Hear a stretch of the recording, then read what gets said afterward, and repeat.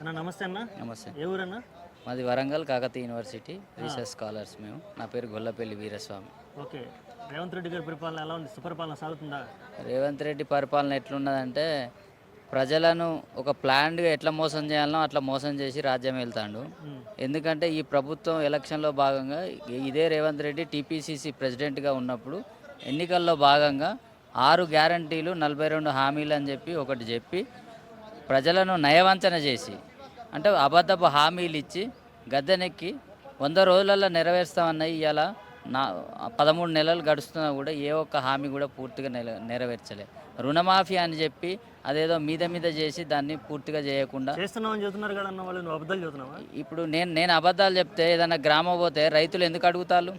నేను అబద్ధం చెప్పొచ్చు, రైతుల పక్షాన నేను మాట్లాడతాను కాబట్టి నేను అబద్ధం చెప్పొచ్చు. మరి రైతులు ఎందుకు అడుగుతున్నారు?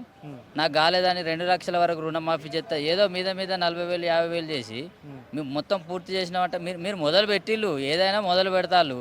ఇప్పుడు ఇందిరా మిల్లు కూడా అట్లా అంటారు, మొత్తం మండలంలో ఒక గ్రామం చేస్తాళ్ళు అంటారు. అంటే పథకాలన్నిటికీ అట్లా చేస్తారు ఎక్కడన్నా? ఏం లేదు, ఆ మండలానికి ఆ గ్రామాన్ని చూపెట్టి రేపు స్థానిక ఎలక్షన్లలో ఓట్లు అడుక్కుందామని ప్రయత్నం చేస్తాను. అంటే ఓట్ల కోసమే పథకాలను ఇస్తానని చెప్తారు తప్ప ప్రజలకు నిజంగా సేవ చేద్దాం, ప్రజలకు పథకాలు నెరవేర్దాం, ప్రజలకు ఇచ్చిన హామీలు కానీ గ్యారంటీలు కానీ నెరవేరుస్తామని చెప్పి వాళ్ళకి ఎలాంటి ఆలోచన లేదు. దాని మీద వాళ్ళకు ఎలాంటి రివ్యూ చేసుకునే ఇలా రేవంత్ రెడ్డి గారు ముఖ్యమంత్రి స్థాయిలో ఒక మాట మాట్లాడతాడు ప్రెస్ మీట్ పెడితే, అదే ఆయన క్యాబినెట్లో ఉన్న మంత్రులు ఉప ముఖ్యమంత్రి ఒక మాట మాట్లాడతారు. అంటే వాళ్ళు ఒక క్యాబినెట్లో ఉన్న మంత్రివర్గానికే సీఎంకు వాళ్ళకు కోఆర్డినేషన్ లేదు. ప్రజల పక్షాన ప్రజల సమస్యల పక్షాన ఎలాంటి అవగాహన లేదు. ఏదో అడ్డిమాడి గురుసుల్లో ప్రభుత్వం ఏర్పాటు చేసిళ్ళు, ఏదో నడుతుందంటే నడుతుంది, ఏం లేదు. ఇక్కడ ఏదైనా కాంట్రాక్టులు అని చెప్పాలి, ఈ బడ్జెట్ని తీసుకుపోయి కాంట్రాక్ట్ రూపంలో మలవాలి, ఆ కమిషన్లు తీసుకుపోయి ఢిల్లీలో ఇవ్వాలి, ఫారెన్లో పెట్టుబడులు పెట్టుకోవాలి. ఇదే అంటే ఏ రాష్ట్రంలో కానీ ఒక ముఖ్యమంత్రి తమ్ముడు అయితే మాత్రాన ప్రోటోకాల్ వస్తుంది ఆయనకు. క్యాబినెట్ మినిస్టర్ కూడా లేదు, ఒక సెంట్రల్ మినిస్టర్కు ఉన్నట్టు ప్రోటోకాల్ పెడతారు.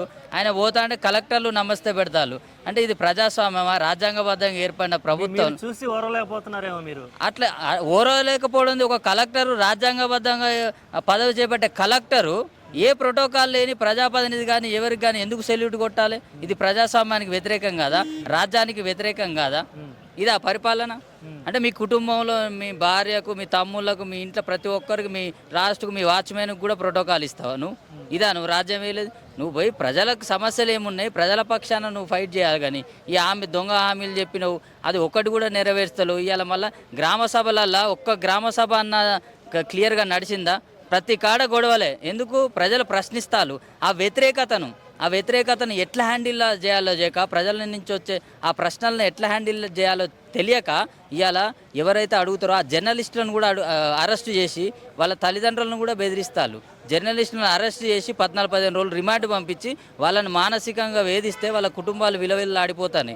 ఇలా గిరిజన వరంగల్ వర్ధనపేటకు సంబంధించిన ఒక రాజు అనే ఆర్జీటీవీ గిరిజన జర్నలిస్టును కూడా అరెస్ట్ చేసి సంక్రాంతి సెలవులలో 14 రోజులు రిమాండ్ పంపి విపరీతంగా ఇబ్బంది పెట్టిన పరిస్థితి. వైఆర్టీపీ రంజిత్ రెడ్డిని కూడా విపరీతంగా ఇబ్బంది పెట్టిన పరిస్థితి. వాళ్ళ నాన్నకు కూడా ఈ రీసెంట్గా ఫోన్ చేసి బెదిరిస్తూ ఉన్నారట. అంటే ఇది ప్రజాస్వామ్యంలో ఒక 4 స్తంభాలలో ఒక స్తంభమైనట్టు జర్నలిస్టులకే రక్షణ లేకపోతే ప్రజలకేం రక్షణ ఉంటుంది? ప్రజా పరిపాలన నువ్వు ఎట్లా చేస్తావు? ఇంత దుర్మార్గంగా చేసే రేవంత్ రెడ్డికి ఖచ్చితంగా ఈ ప్రజలు బుద్ధి చెప్తారు.